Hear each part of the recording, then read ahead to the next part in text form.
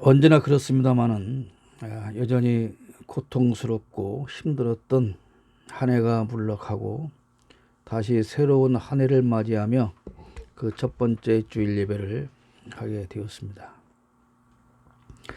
저는 우리 공동체 예배를 시작하고 2년 동안 주로 한국 교회와 그리스도인의 회개를 강조하는 메시지를 전해드렸습니다.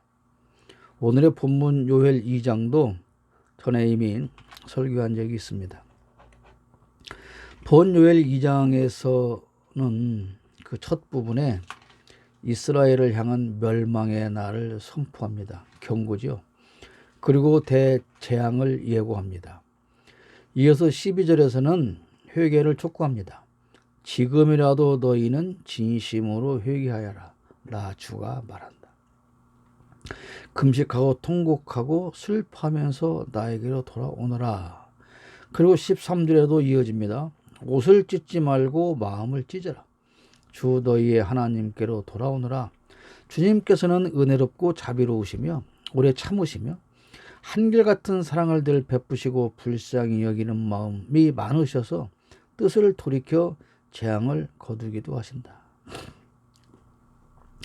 그리고 15절에 또 말씀하시죠. 너희는 시온에서 뿔나팔을 불어라. 거룩한 금식을 선포하고 성회를 열어라.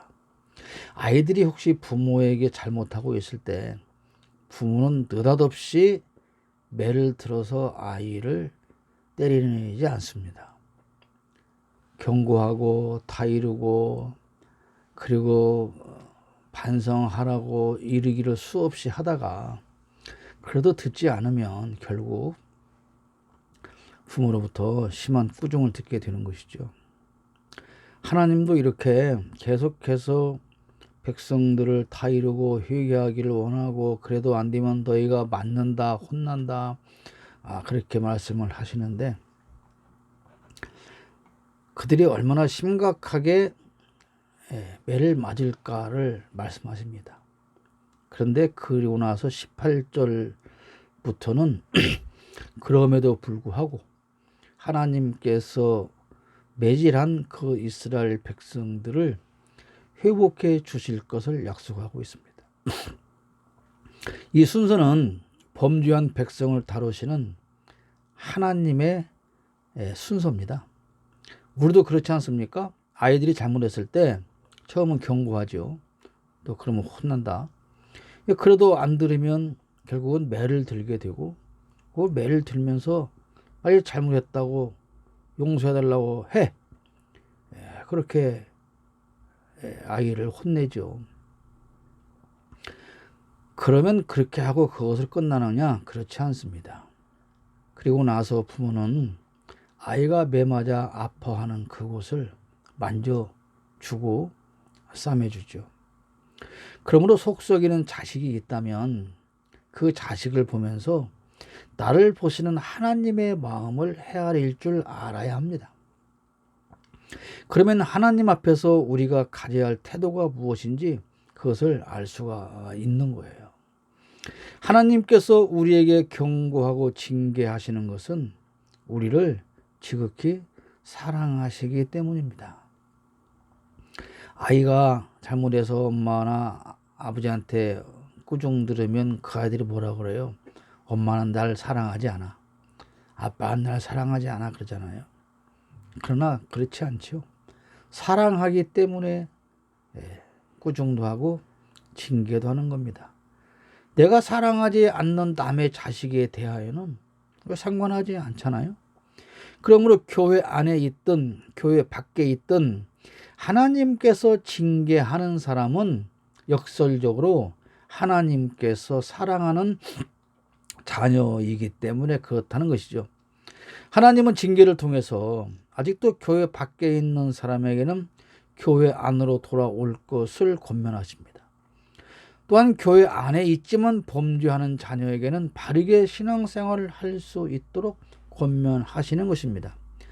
집을 나가서 돌아오지 않고 속썩이는 자식이 있다면 부모는 두들겨 패서라도 그 자식을 집으로 데려오지 않겠습니까?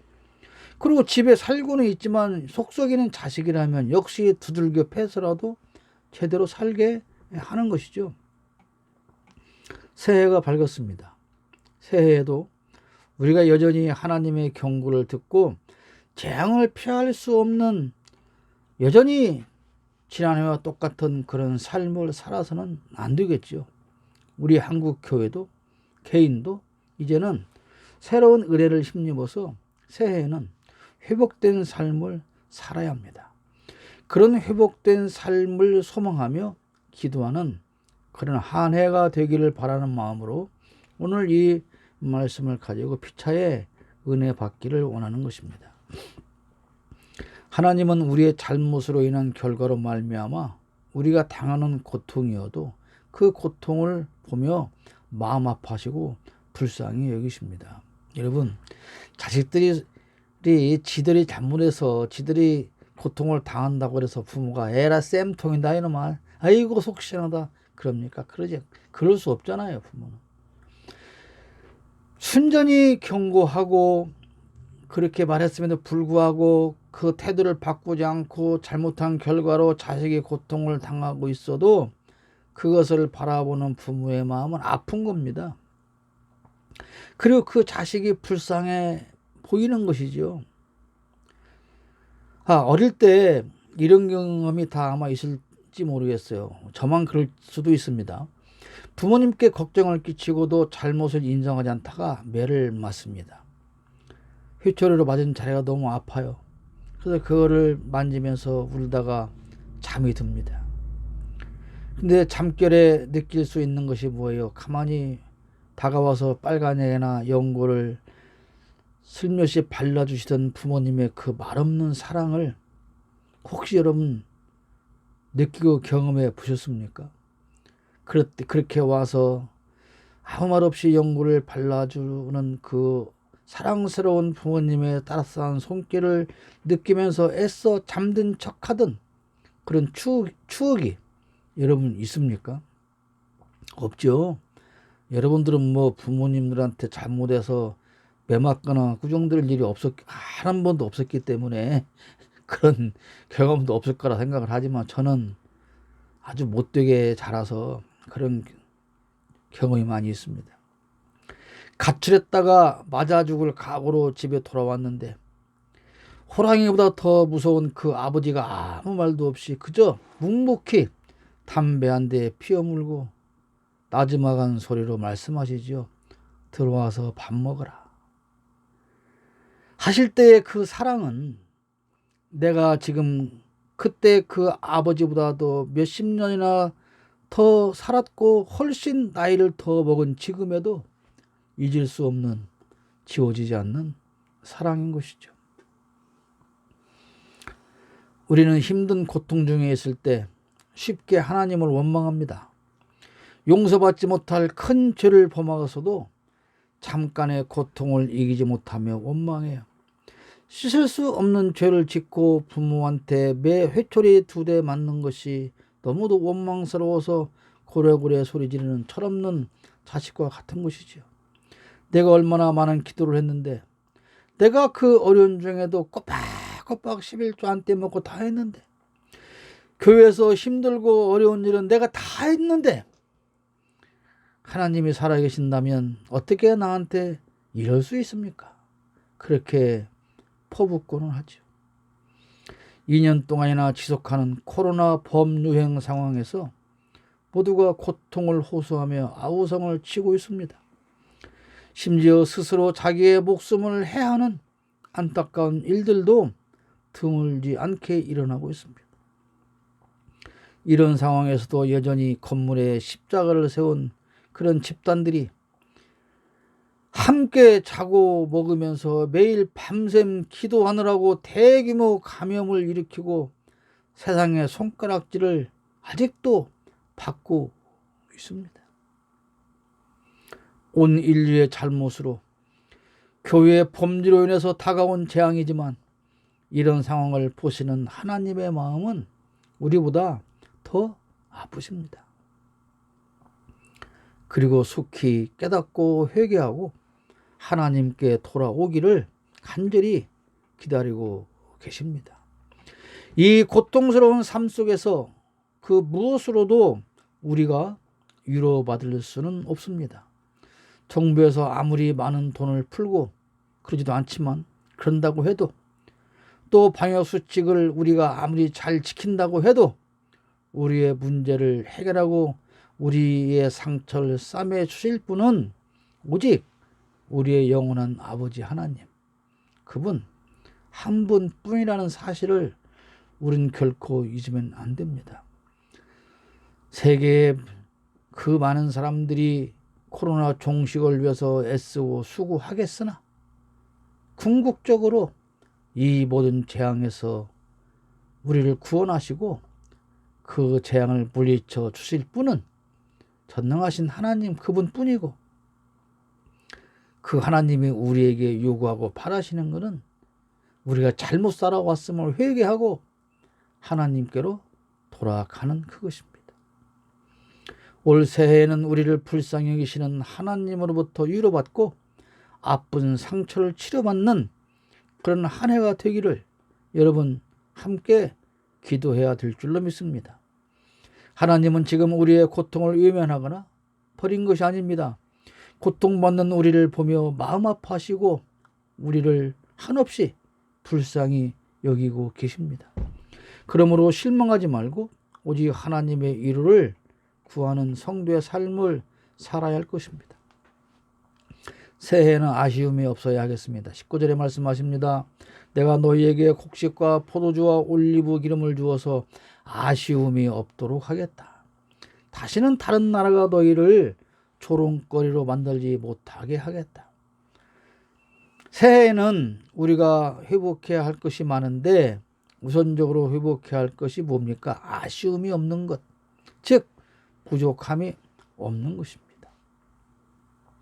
두 분들이 이제 직장 정년도 얘기하고 여러 가지 말씀을 하시는 걸 들었는데, 사람의 생각으로는 그러면 어떻게 하지? 우리는 이제 1년 동안 내 계약직이 끝나고 이제 일거리가 없는데 어떻게 하지? 우리는 걱정할 수 있습니다. 우리의 계산기로는 잘 답이 나오지 않습니다. 그러나 그러함에도 불구하고 하나님이 함께 하시면 우리에게 부족한 것은 없을 줄로 믿습니다. 경제든 건강이든 자녀 문제든 그 무엇도 부족함이 없어야 합니다. 그렇게 해 주실 것입니다. 지금 여러분에게 아쉬운 것은 여러분 무엇입니까? 무엇이 아쉽습니까? 혹시 그런 것이 있을지라도 새해에는 그 아쉬운 모든 것들이 다 채워질 것을 저는 믿고 축복합니다.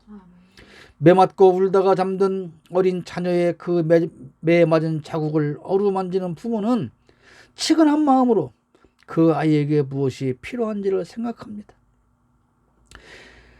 그 상처를 어루만지고 쓰다듬으면서 그래 이 녀석이 언제부턴가 이것을 갖고 싶어 했는데, 부모는 그렇게 생각하는 거예요. 그러나 아이는 꼭 가지고 싶은 것이 있었지만 오늘 나한테 회초리로 때리는 엄마를 보니, 아빠를 보니 내가 이걸 사달라고 얘기한들 사줄 리가 없겠구나. 그렇게 엄두할 요구도 내지 못하지요.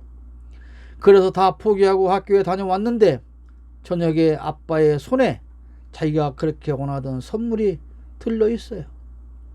매질하던 아빠가, 회초리 들고 나를 때리던 엄마가 내가 그렇게 갖고 싶어 했던 이것을 사줄 것이라는 생각은 해보지도 못했는데, 잘못했지만 용서를 구하지 않았지만, 그래서 매를 들었지만 두 눈가에 눈물 자국이 말라붙은 꾀죄죄한 모습으로 잠든 그 자식을 보면서 부모는 아이를 안쓰러워하고 그를 위로하려고 그가 필요하다고 했던 그런 것을 구해다가 들려주는 것입니다. 그것이 사랑입니다. 이런 행동으로 사랑을 확인하게 되는 것이죠. 굳이 말이 필요 없는 것입니다. 관계가 회복되면 하나님은 우리의 필요를 다 채워주십니다. 우리에게 아직도 부족한 것이 있다면 아직도 나와 하나님의 관계가 다 회복되지 않았기 때문은 아닌가 하고 돌아보아야 됩니다. 그래서 사탄은 우리가 죄책감을 느껴서 감히 하나님께 구할 수 있는 용기조차도 갖지 못하게 하려고 우리로 하여금 범죄하게 하는 것입니다. 우리가 죄를 지었어요. 돌아보니 한심해요. 그러면 어떤 생각을 합니까? 아이고, 나 같은 것이, 또 죄나 짓는 나 같은 것이, 나 같은 죄인이 기도한다고 하나님이 뭘 드러나 주겠어? 에휴, 관두자. 기도는 해서 뭐하냐? 지금까지 기도한 거 뭔 소용있냐? 오늘 내가 죄진 걸로 다 까먹었는데. 그렇게 포기하게 만들기 위해서 사탄은 우리를 유혹하고 범죄하게 만드는 거예요.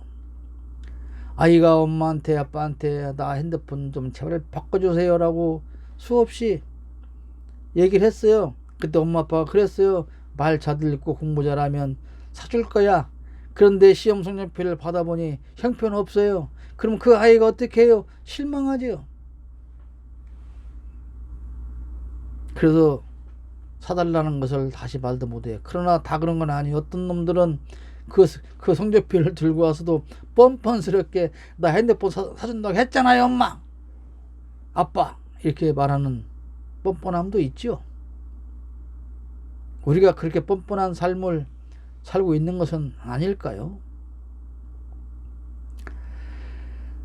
우리 죄의 문제를 해결하고 하나님 앞에서 진정한 자유를 얻어야 하나님이 공급하시는 것으로 우리의 아쉬움을, 부족함을 채우게 되는 겁니다. 올 한 해는 여러분 모두가 하나님과의 관계를 회복하시고 이런 아쉬움이 없는 그런 날들만 가득하기를 주님의 이름으로 축복합니다. 아쉬움이 없어야 되고 또 뭐라고 말합니까?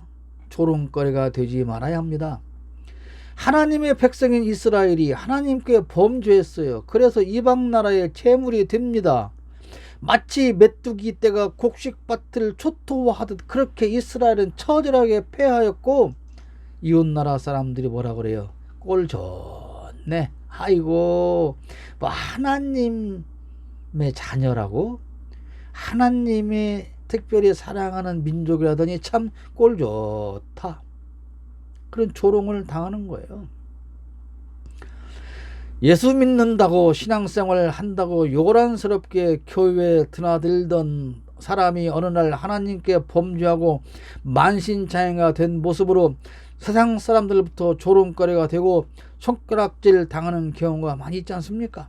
밤마다 예배당에 엎드려 밤새워 기도하고 새벽 예배 한 번이라도 빠지면 큰일 나는 줄 알고 구역 예배 시간 맞추려고 모든 일정을 다 피하고 신앙생활을 해왔는데 다른 사람이 볼 때 그렇게 믿음이 좋은 사람이 없었는데 예수 안 믿고 교회 안 나가고 죽을 것 같이 그렇게 살던 그 사람이었는데 세상에는 알고 보니 교회에서는 사기꾼이었고 돈 돌려받기 위해 수많은 교인들에게 다 돈을 빌려다가 이 사람도 떼먹고 사람 돈도 떼먹고 그 목적으로 교회를 열심히 다녔던 것이 들통나서 고개를 들지 못하고 조롱거리가 된 사람들이 한두 사람이 아닙니다.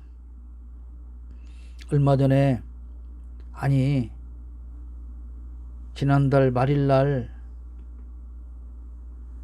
특별 사면을 받아서 감옥에서 풀려난 그 대통령을 지냈던 그 여인이 당선되었을 때 3년간 우리가 촛불을 들고 제가 외쳤던 것은 이겁니다. 교만은 패망의 선봉이기 때문에 그녀는 반드시 망하고 임기를 채우지 못하고 대통령직에서 끌려 내려올 것이다. 그렇게 외쳤습니다. 그렇게 되었죠. 그런데 지금도 몇몇 권력을 가진 사람들 보며 같은 생각을 지울 수가 없어요. 그렇게 하나님이 심판하는 것을 보고서도 그 옆에 있었으면서도 그때 같이 망했으면서도 여전히 깨닫지 못하고 오히려 다시 일어나서 고개를 뻣뻣이 흔들며 그때보다 더 악랄하게 살아가는 그런 무리들이 있습니다. 그렇다면 저들 역시 또 심판당하지 않겠습니까? 그 심판당할 날이 또 다가오고 있음을 저는 분명히 예측합니다. 또 한 사람이 있죠. 전직 대통령 역시 대한민국과 세계적으로 유명한 그 교회의 장로였던 그가 알고 보니 그렇게나 많은 부정 축제를 했고, 그래서 감옥에 갇혀 있음에도 불구하고 여전히 자신은 잘못이 없다고 항변을 합니다. 내가 이 나이에 이렇게 감옥에 들어와 있는 것은 정치 공작 때문이고 정치 보복 때문이다. 나는 잘못이 없다. 여전히 그렇게 주장하고 있는 그런 사람이 있기도 합니다. 앞에 말씀드린 그 여인 역시 그날에 맞춰서 책을 출간했는데 그 책을 보니 자기가 잘못했다고 하는 것은 티끌만큼도 없다고 여전히 항변하고 있습니다. 정치인들이 잔당들과 합세하여 거짓 프레임을 만들고 공작 정치를 하고 음모와 중상모략으로 국민을 속여서 일시적으로 권력을 잡을 수는 있어도 절대로 하나님의 눈에서 피할 수는 없습니다. 그러므로 그들 또한 세상 모든 사람들의 조롱거리가 곧 되고 말 것입니다. 결국 조롱거리가 되고 말 그들과 야합해서 하나님의 이름을 팔고 예수의 이름을 팔아먹는 부도덕한 목사들이나 그들을 따른 잘못된 기독교인들 역시 같은 조롱거리가 되고 말 것입니다. 그러나 우리는 그들과 함께 가는 길에서 벗어나야 합니다.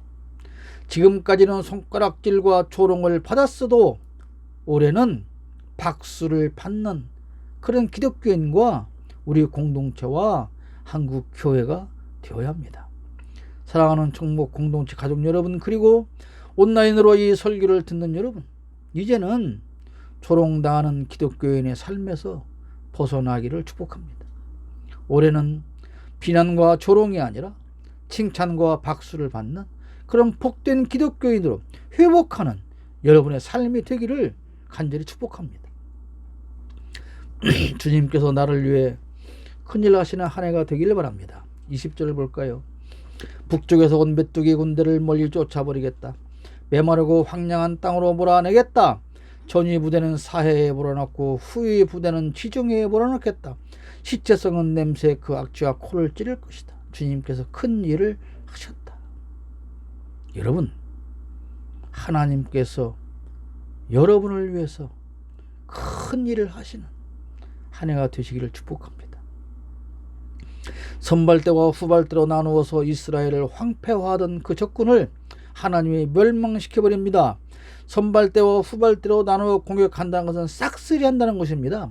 앞장선 군대가 쓸고 지나간 뒤에도 혹시 남은 것이 있다면 뒤따르는 후발 부대가 그 씨를 말려버리겠다는 것입니다. 여러분, 살면서 이런 걸 느껴보지 않았습니까? 어느 날 보니까 내가 참 평안한 삶을 살고 있어요. 신앙생활도 잘하고 있더라는 것입니다. 사람은 그럽니다. 내가 좀 평안해지면 열심히 교회에 나가야죠. 내가 지금 너무 힘들어서 교회 나갈 여유가 없어요. 그러니 내가 좀 삶이 편안해지면 그때부터 여유를 가지고 교회 나갈게요. 그렇게 말하죠. 그러나 그것은 순서가 아니죠. 하나님과의 관계가 좋지 않아서 삶이 힘든 것인데 자기의 힘으로 삶을 좀 바꾸고 나서 살만해지면 교회에 나가겠다? 어리석은 생각이죠. 삶이 힘들고 고달프면 인생살이가 즐겁지 않다면 늘 불화가 끊이지 않는다면 그것은 하나님과의 관계가 잘못했기 때문이에요. 지금 선발대가 나를 공격하고 지나가고 후발대가 그 남은 평안마저도 다 쓸어가 버렸기 때문에 지금 내 삶은 고통스러운 것입니다. 선발부대에 당하고 후발부대에 당하는 이스라엘이 우리 전쟁 좀 그치고 좀 살만해지면 그때 하나님께로 돌아갈게요 라고 한다면 얼마나 어리석은 일입니까? 그런데 우리는 그렇게 살고 있어요. 그게 문제인 것이죠. 그게 나의 문제인 겁니다. 그게 이스라엘의 문제가 아니라 오늘 살고 있는 나의 문제인 거예요. 주님께서 우리에게 하실 큰 일은 앞뒤의 모든 적을 다 몰아내 주시는 것입니다. 이런 일이 있기를 바랍니다. 앞에 문제가 경제 문제입니까? 뒤에 문제가 자녀 문제입니까? 반대로 앞에 문제가 자녀의 문제입니까? 뒤에 문제가 경제의 문제입니까? 건강의 문제입니까? 무엇의 문제입니까? 관계의 문제입니까? 그것이 무엇이든 앞에 온 적이 무엇이고 뒤에 온 적이 무엇이든 그래서 공격을 당해서 내 삶이 황폐화되었던 지난해 우리를 힘들게 했던 모든 것들을 다 하나님께서 올해는 물리쳐 주시겠다는 약속입니다. 그러므로 우리는 항상 두려워 말고 기뻐하며 즐거워하면 됩니다. 21절 보십시오. 땅아 두려워하지 말아라. 기뻐하고 즐거워하여라. 주님께서 큰 일을 하셨다. 실질적으로는 아직 적을 물리친 것이 아니에요. 장차 그렇게 하겠다는 약속입니다. 그런데 과거 완료형을 쓰십니다. 하나님의 선포는 반드시 이루는 약속이라는 뜻이죠. 대통령 후보들은 내가 당선되면 하겠다고 큰소리 치지만 그러나 하나님은 그렇지 않습니다. 하나님은 반드시 우리의 모든 적을 다 물리쳐 주십니다. 앞에서 공격하던 적도 따라오며 뒤에서 공격하던 적도, 그래서 나의 삶을 황폐화하던 그 모든 적들 하나님은 다 물리쳐 주시고 나에게 큰 일을 행하여 주실 것을 믿습니다. 새해가 밝았습니다. 올해는 모든 것이 다 회복되기를 축복합니다. 아쉬움이 없는 그런 한 해가 되기를 축복합니다. 하나님께서 여러분을 불쌍히 여기심으로 말미암아 세상의 조롱거리에서 벗어나 세상 사람들로부터 박수받는 그러한 여러분의 삶으로 회복될 것을 믿습니다. 우리를 힘들게 한 모든 것은 하나님께서 다 물리쳐 주실 것을 믿습니다. 한국교회도 모든 성도도 다 함께 온전한 회복의 은혜가 넘치는 새해가 되기를 주님의 이름으로 축복합니다.